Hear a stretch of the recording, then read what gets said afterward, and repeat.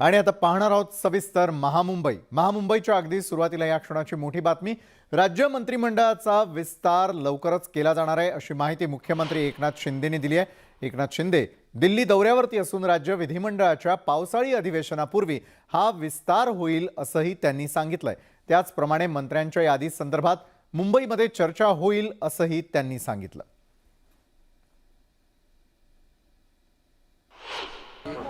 मंत्रिमंडळाचा विस्तार नेमका कधी होणार? खूप चर्चा चालू आहे। हो, लवकरच होईल। इथून गेलो की करतो। पंतप्रधानांची भेट होणार आहे यादी संदर्भात?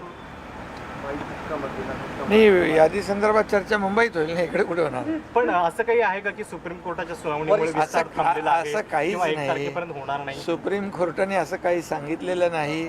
सुप्रीम कोर्टाचा मंत्रिमंडळ एक्सपान्शनला स्टे नाही, काहीच नाही। आणि कुठल्याही कामकाजावर देखील सुप्रीम कोर्टाने कुठलाही स्टे दिलेला नाही, त्यामुळे तो विषय नाही। आम्ही लवकरच मंत्रिमंडळाचा विस्तार करू। अधिवेशन साधारणपणे कधी होईल? त्याच्या आधी होईल का मंत्रिमंडळ विस्तार? अधिवेशनाच्या आधी मंत्रिमंडळ विस्तार। शिवसेना आणि बंडखोर आमदारांमध्ये आता आरोप प्रत्यारोपांच्या फैरी झडू लागलेल्या आहेत। बंडखोरीच्या पार्श्वभूमीवर आदित्य ठाकरेंनी महाराष्ट्र दौरा सुरू केलेला आहे। मात्र आता आदित्य ठाकरेंच्या शिवबंधनावरून बंडखोर आमदारांनी सवाल उपस्थित केलाय, तर शिवसेनेकडून त्याला जोरदार प्रत्युत्तर देण्यात आलंय। पाहूयात शिवबंधनवरून रंगलेला हा कलगीतुरा। शिवसेनेतील आमदार, खासदार आणि नगरसेवकांच्या फुटीनंतर पुन्हा एकदा पक्ष बांधणीचं आव्हान शिवसेना नेतृत्वासमोर उभं ठाकलेलं आहे।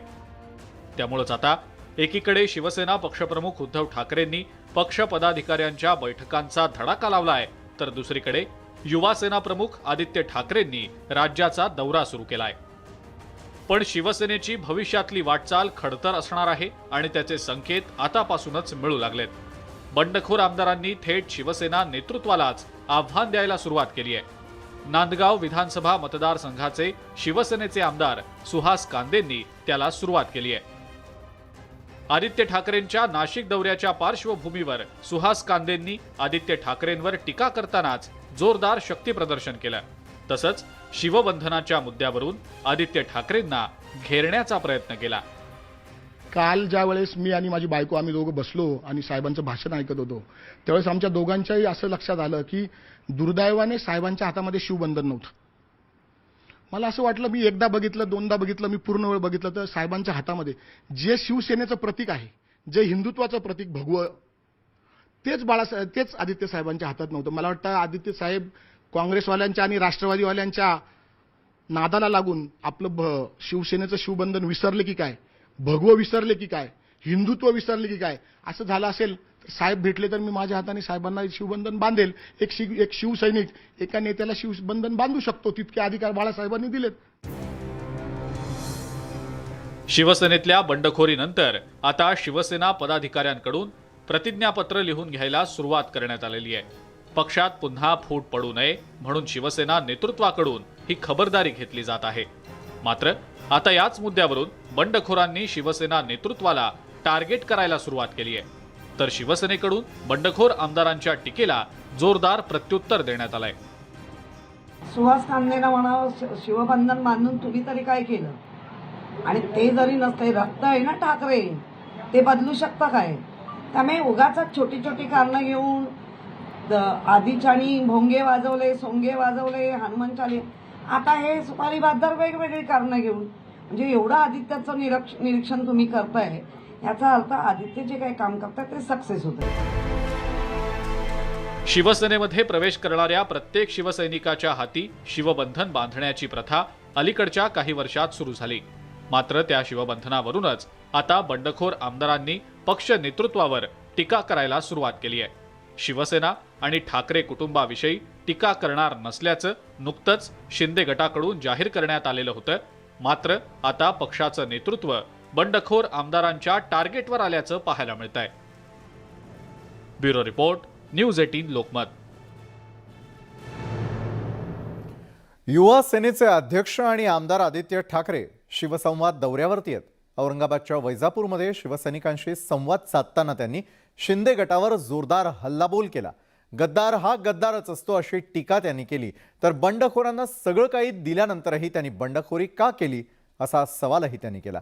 त्याचप्रमाणे बंडखोरांनी केलेलं कृत्य हे माणुसकीशी गद्दारी असल्याची टीकाही त्यांनी केली.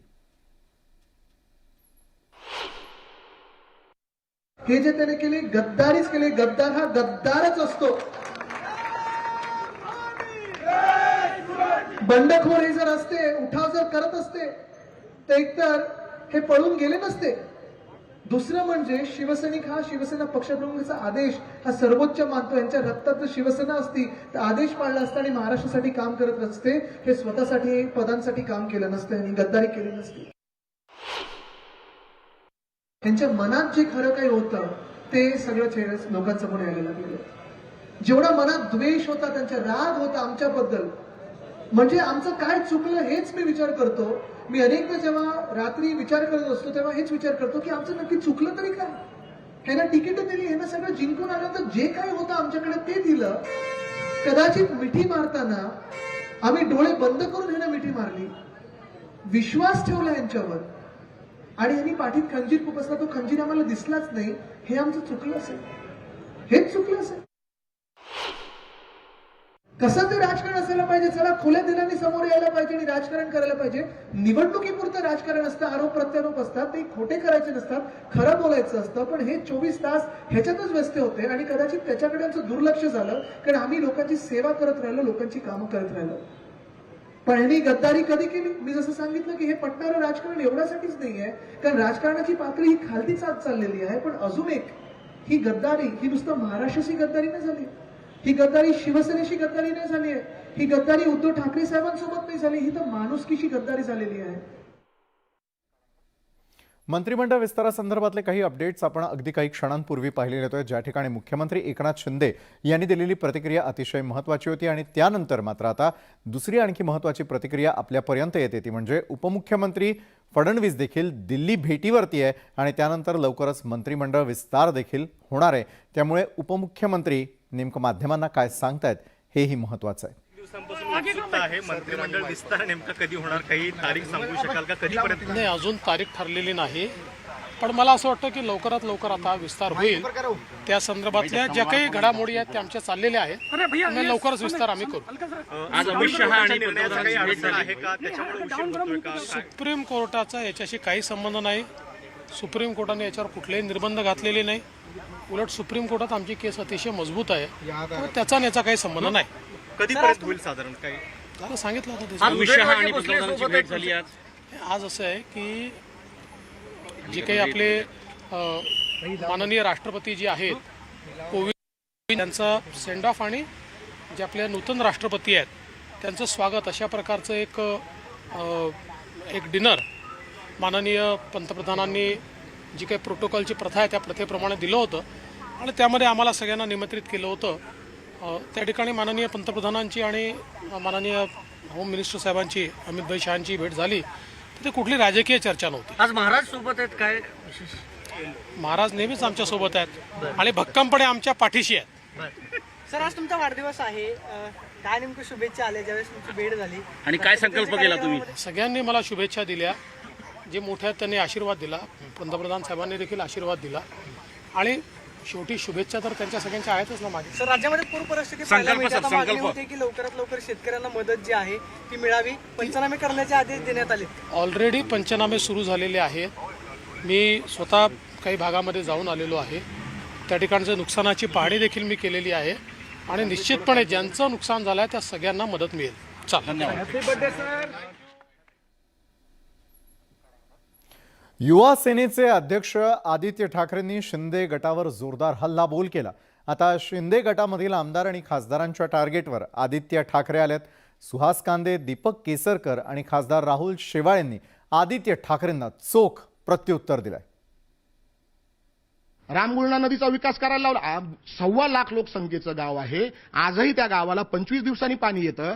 मी त्यांना सांगितलं की 300 कोटीची योजना मंजूर झाली, परंतु 15% स्वनिधी आहे. अर्थमंत्री अजितदादा, एकनाथ शिंदे मुख्यमंत्र्यांनी तुम्ही मिटिंग लावा आणि ते 45 कोटी रुपये तो निधी माफ करा, म्हणजे माझी योजना पूर्ण होईल. माझ्या 1.25 लाख लोकसंख्येला गाव ओस पडत चाललंय. व्यापार थांबला, MIDC येत नाही, तरुण बांधवांना नोकऱ्या नाही, महिलांना मुलांना लग्नांना मुली मिळत नाही कारण पाणीच नाही.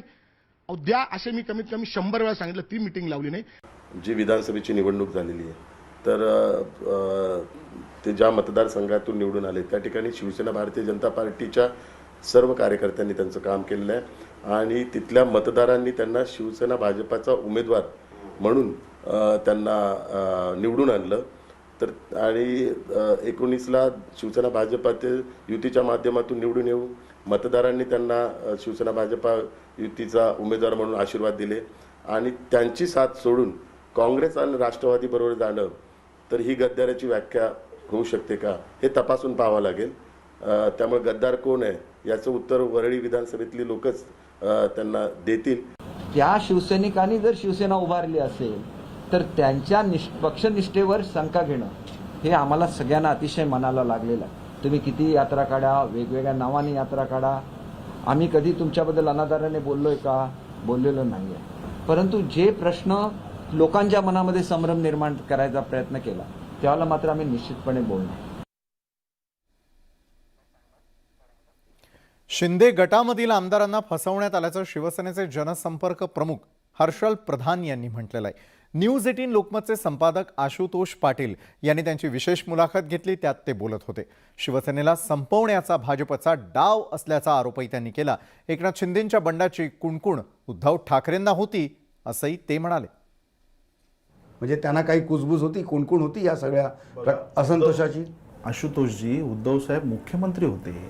मुख्यमंत्री पदावर असलेल्या माणसाला प्रत्येक राजकीय व्यक्तीच्या सगळ्या हालचालींची माहिती असते, हे तर मान्य आहे की नाही? हो. अख्खा पोलीस विभाग त्यांना सगळी माहिती देत असतो. मग हे गेले कसे बाहेर? इंटेलिजन्स ब्युरो असतो. बघा, हाच प्रश्न मी तुम्हाला विचारतो. जर उद्धव साहेबांच्या ऐवजी दुसरा कोणी मुख्यमंत्री असता, एखादा कल्प्रिट राजकारणी असता, एखादा क्रुकेड माणूस असता, तर त्याने ह्या लोकांना जाऊ दिलं नसतं. उद्धवजींनी फोन केला होता. उद्धव साहेबांनी त्यांना विचारलं की तुम्हाला का जायचंय, तुम्ही माझ्याकडे या. एकनाथ शिंदे साहेब, आता जी माहिती आहे ती तुम्हाला सांगतो, जी उद्धव साहेबांनी आम्हाला सांगितली, ओपनली महाराष्ट्राला सांगितली. उद्धव साहेबांनी जेव्हा एकनाथ शिंदेना विचारलं की काय प्रॉब्लेम आहे, तर ते म्हणाले प्रॉब्लेम काय नाही साहेब, सगळ्या आमदारांचं म्हणणं आहे की आपण भाजप बरोबर जाऊ. तेव्हा उद्धव साहेब त्यांना म्हणाले की ठीक आहे एकनाथ, तुम्ही एक काम करा, या सर्व माझ्या आमदारांना माझ्या समोर घेऊन या. ज्यांना भाजप बरोबर जायचंय असं ज्यांचं म्हणणं आहे त्यांना माझ्या समोर आणा, आपण सगळे त्यांच्याशी चर्चा करू आणि मग आपण त्याच्यातनं मार्ग काय निघतोय ते बघू. सगळं सांगितल्यानंतर एकनाथ शिंदे तेव्हा काय म्हणाले? ते म्हणाले ठीक आहे साहेब, मी घेऊन येतो. पण जेव्हा ही 2 निवडणुका पार पडल्या, म्हणजे राज्यसभेची आणि विधान परिषदेची, त्या निवडणुकीनंतर मग ह्यांची यात्राच निघाली ना. गडचिरोलीचा पालकमंत्री असताना धमक्या येत असतात, मात्र त्यांचा परिणाम होत नाही. आपण काम सुरू ठेवतो असं वक्तव्य मुख्यमंत्री एकनाथ शिंदेंनी केलेलं आहे. त्याचप्रमाणे सुरक्षेबाबतचा निर्णय हा गृह खात्याचा असतो असंही त्यांनी म्हटलं. महाविकास आघाडी सरकारच्या काळात एकनाथ शिंदेंना Z+ सुरक्षा दिली गेली नसल्याचा आरोप शिवसेनेचे आमदार सुहास कांदे यांनी केलेला होता.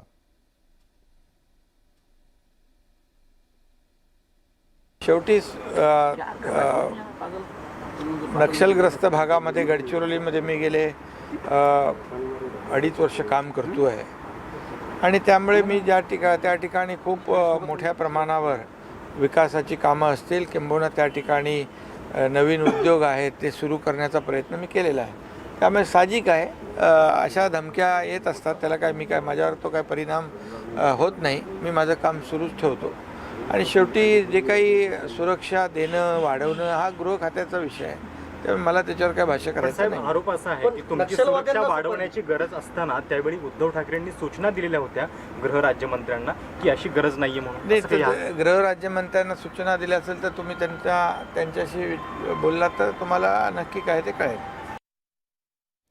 राष्ट्रवादी काँग्रेसचे ज्येष्ठ नेते प्रफुल्ल पटेल यांच्या अडचणीत आता वाढ झालेली आहे. शुक्रवारी ईडीनं प्रफुल्ल पटेल यांची मुंबईच्या वरळीतील प्रॉपर्टी जप्त केली. मनी लॉन्ड्रिंग प्रकरणी ही कारवाई करण्यात आलेली आहे. या प्रकरणी पटेल यांची ईडीनं 2 वेळा चौकशी केली होती. राष्ट्रवादी काँग्रेसचे ज्येष्ठ नेते प्रफुल्ल पटेल चांगलेच अडचणीत आलेत. ईडीनं त्यांच्यावर कारवाईचा बडगा उगारलाय. मुंबईच्या वरळी परिसरातील त्यांच्या स्थावर मालमत्तेवर ईडीनं टाच आणली आहे. मनी लॉन्ड्रिंग प्रकरणी ईडीनं ही कारवाई केली आहे. राष्ट्रवादी काँग्रेस पक्षाचे वरिष्ठ नेते प्रफुल्ल पटेल यांच्यावर कारवाई करत ईडीने सीजे हाऊसमधील 4 मजले जप्त केले असल्याची माहिती पुढे येत आहे. प्रफुल्ल पटेल यांच्या संबंधित असलेली ही मालमत्ता वरळीमधील सीजे हाऊस येथे आहेत आणि सीजे हाऊसच्या पाठीमागे त्यांचं निवासस्थान आहे आणि समोरचं जे सीजे हाऊस आहे त्याच सीजे हाऊसमध्ये ईडीचं कार्यालय आहे आणि ईडीने ही जी मनी लॉन्ड्रिंग आणि इतर ज्या काही अतिरिक्त संपत्ती असल्या प्रकरणामध्ये सीजे हाऊसमधील 4 मजले जप्त केले आहे. प्रफुल्ल पटेल यांच्या कुटुंबियांच्या मालकीची मिलेनियम डेव्हलपर्स नावाची बांधकाम कंपनी आहे. या कंपनीनं ड्रग तस्कर इक्बाल मिर्चेच्या जमिनीवर इमारतीचा पुनर्विकास केला. मिलेनियम डेव्हलपर्स कंपनीनं 15 मजली सीजी हाऊस इमारतीची उभारणी केली. इमारतीच्या 3ऱ्या आणि 4थ्या मजल्यावर पटेल यांना 2 फ्लॅट देण्यात आले. तसंच प्रफुल्ल पटेलांची कंपनी आणि इक्बाल मिर्ची दरम्यान आर्थिक व्यवहार झाला. त्यामध्ये मनी लॉन्ड्रिंग झाल्याचा ईडीला संशय असल्यानं ही चौकशी करण्यात आली. इक्बाल मिर्ची हा कुख्यात डॉन दाऊद इब्राहिमचा खास हस्तक मानला जात होता. त्यामुळेच तपास यंत्रणांकडून या प्रकरणाची कसून चौकशी केली जात होती. खरं तर या प्रकरणात ईडीनं यापूर्वीच प्रफुल्ल पटेल यांची 2 वेळा चौकशी केली.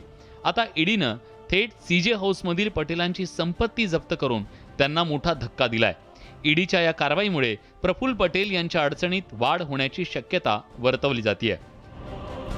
Bureau report, news 18 Lokmat.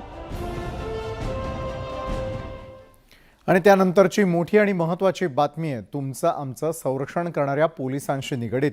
कारण पोलिसांच्या घराचीच आता दुर्दशा पाहायला मिळते. मुंबई सुरक्षा करणारेच वाऱ्यावरती आहेत.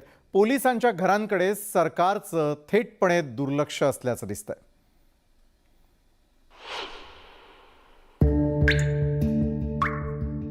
पोलीस वसाहतीतल्या घरात होणारी ही गळती पहा.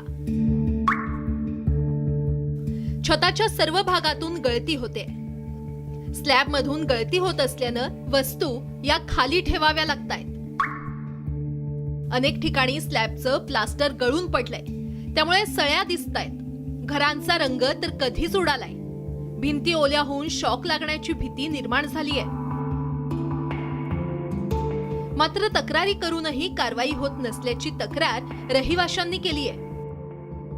आम्ही इथे 15 वर्षापासून राहतोय आणि आमच्याकडे म्हणजे किचनवरती भरपूर गळते आणि संडास बाथरूम पण खराब आहे. केलेली तक्रार पण ते काय लिहून घेतात आणि बोलतात की आता मटेरियल नाही काय नाही, मग तुम्ही नंतर या असं बोलतात. त्याची भीती आहेच ना. काय थोडंफार वाजलं की आम्हाला असं वाटतं की एखादा कोपरा पडतं की काय, म्हणून आम्हाला घाबरतो आम्ही जरा.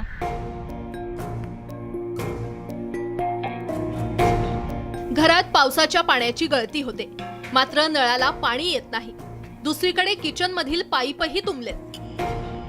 इतकंच काय तर इमारतीच्या वरांड्यातील कठड्यांना देखील तडे गेलेत. माझ्या घरी पाणीच येत नाही. ओनली 10 मिनिट्स पाणी येतं माझ्या घरी. बाकी जर तुम्ही बघायला गेलात तर झोपडपट्टी साईडला 1-1 तास 1.5 तास पाणी असतं. मग पोलिसांना का कमी पाणी दिलं जातं आणि ते पण व्यवस्थित दिलं जात नाही. स्टार्टिंगला थोडं एकदम कमी येते आणि लास्टला मग 10 मिनिटं फक्त फास्ट. त्याच्यात आम्ही काय काम करणार. पूर्ण पाणी गळतंय. शिलिंग पडलंय. माझ्याच अंगावर पडलं त्या दिवशी शिलिंग. मग हे कोणाकडे सांगायचं आम्ही. कोण लक्षच देत नाही ना इथं.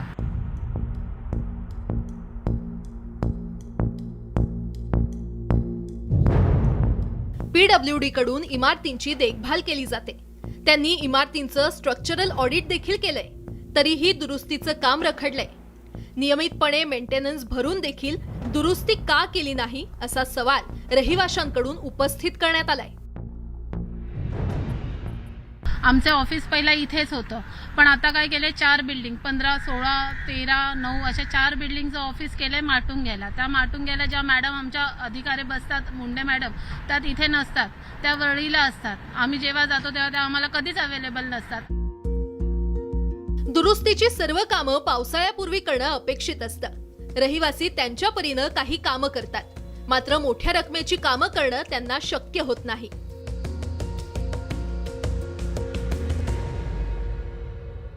संपूर्ण मुंबईला सुरक्षित ठेवणाऱ्या पोलिसांच्या घरांची ही दुर्दशा आहे. गळक्या घरातही यांचा स्वयंपाक होतो. स्लॅब कोसळण्याच्या भीतीतही हे कसेबसे झोपतात. ही व्यथा पोलीस स्वतः कुणासमोरही मांडणार नाहीत, पण निदान ही दुरवस्था पाहून संबंधित अधिकारी, जबाबदार खातं काहीतरी हालचाल करेल अशी अपेक्षा. व्हिडिओ जर्नलिस्ट प्रवीण शेट्टी सोबत रुचा कानोलकर, न्यूज 18 लोकमत, मुंबई.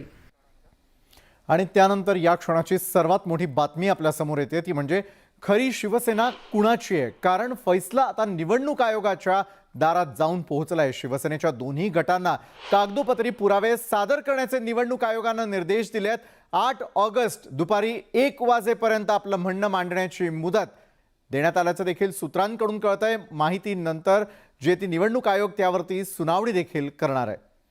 यावेळेला सध्या शिवसेनेमध्ये असलेली उभी फूट पाहिली तर एका बाजूला खरी शिवसेना आमचीच असा दावा शिंदे गटही करताना दिसतोय. प्रशांत लीला रामदास आमचे प्रतिनिधी, त्यांच्याकडून आपण या संदर्भात अधिक माहिती घेणार आहोत. प्रशांत, आता निवडणूक आयोगाकडे थेटपणे हा पेच प्रसंग सोडवण्याची वेळ आलेली आहे आणि पुरावे सादर करण्यास सांगितलेलं आहे. काय वाटतंय, येत्या काळात हा संघर्ष आता थेटपणे निवडणूक आयोगाच्या दारी तर पोहोचलाय, मात्र निर्णय कशा समोर येणार आहे? महत्त्वाचं म्हणजे आता शिवसेना विरुद्ध शिवसेना ही जी तुल्यबळ लढाई आहे ती प्रथम लढाई विधिमंडळात झाली, त्यानंतर लोकसभेत झाली, सुप्रीम कोर्टात सुरू आहे, आता केंद्रीय निवडणूक आयोगाच्या दारात पोहोचलेली आहे. आणि शिवसेनेच्या दोन्ही गटांना केंद्रीय निवडणूक आयोगाने स्पष्ट निर्देश दिलेले आहे. येत्या 8 ऑगस्टला दुपारी 1 वाजेपर्यंत आपलं म्हणणं मांडण्याची मुदत त्यांना दिलेली आहे. तुमच्याकडे जेही पुरावे आहे, कागदपत्र आहे, तुमच्याकडे जेही शपथपत्र आहे, ते सर्व केंद्रीय निवडणूक आयोगाकडे सादर करा. त्यानंतर आम्ही निश्चितपणे याच्यावरती सुनावणी सुरू करू, अशा एक प्रकारचे निर्देश केंद्रीय निवडणूक आयोगाने दिले. याचा अर्थ असा होतो, आतापर्यंत जी लढाई होती ती आमदारांची होती, खासदारांची होती, आता पक्षाची आणि निवडणुकीच्या चिन्हाची लढाई आहे. धनुष्यबाण कोणाच्या खात्यात जाणार याची ही लढाई असणार आहे. आणि त्यामध्ये आता निवडणूक आयोगाकडे ते अधिकार असतात आणि केंद्रीय निवडणूक आयोग निश्चितपणे यावरती निर्णय देईल. पण येत्या 8 ऑगस्ट नक्कीच निवडणूक आयोग आता काय निर्णय देतो, कशा प्रकारे पुरावे सादर केले जातात यावरती आपली देखील नजर अशाच प्रकारे असू द्या. ब्रेक नंतर महामुंबईमध्ये आपल्या सगळ्यांचं पुन्हा एकदा स्वागत. बिश्नोई गँगकडून यापूर्वीच अभिनेता सलमान खान याला धमकावण्यात आलेलं होतं. त्याच्या जीवाला धोका असल्याची माहिती कळताच त्यानंतर त्याने फणसाळकर यांची भेट घेऊन थेटपणे आपल्या सुरक्षिततेसाठी आपल्याजवळ बंदूक बाळगण्याची मागणी देखील केलेली आहे. सलमाननं बंदुकीचा पुन्हा एकदा परवाना मागितलेला आहे. भाईजानला आता बंदुकीची आवश्यकता आहे. स्वसंरक्षणासाठी बंदूक बाळगण्यासंदर्भात फणसाळकर यांच्याशी भेट घेऊन त्यांना विनंती केल्याचं आज फणसाळकर यांनी सांगितलं. ब्रेक नंतर आपण पाहताय महामुंबई. कांदिवली रेल्वे स्थानकावरती फलाटावर मित्रांसोबत मस्ती करणं एका मुलाला प्रचंड महागात पडलं. हा मुलगा शाळकरी मुलगा असल्याची शक्यता आहे. फलाटावरती मित्रांसोबत मस्ती करताना या मुलाचा रेल्वे रुळावरती तोल गेला आणि मागून येणाऱ्या लोकल ट्रेनची त्याला धडक लागली. अतिशय थरारक अशी ही संपूर्ण घटना मुंबईतल्या कांदिवली स्थानकातल्या CCTV कॅमेऱ्यात कैद झाली आहे. तर या होत्या संपूर्ण दिवसभरात घडलेल्या मुंबई आणि उपनगरातील आतापर्यंतच्या अतिशय महत्त्वाच्या बातम्या. आजच्या महामुंबईमध्ये वेळ झाली तुम्हा सगळ्यांचा निरोप घेण्याची. ताज्या बातम्यांसाठी पाहायला विसरू नका News 18 लोकमत.